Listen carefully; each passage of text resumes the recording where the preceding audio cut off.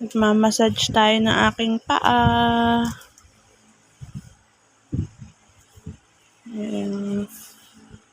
Para hindi pulikatin. Ayan.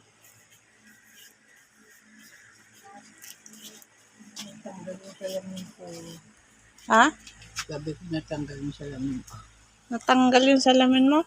Oo. Oo. Naputol. Tingin, bitawan mo. Bitawan mo.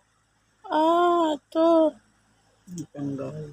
Tanggal na naman. Wala na. Palitin na talaga to.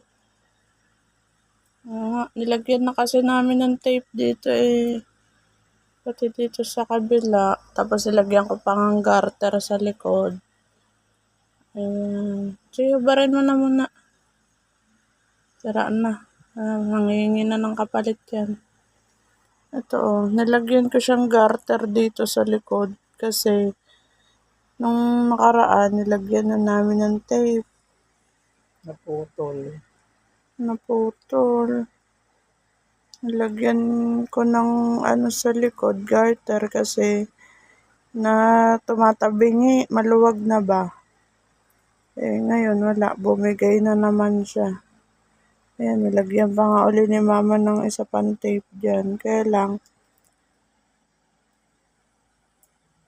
ayan yung sa kanya. Dito yan sa loob. Wala na, nahugot na siya, mother. Hindi na yan.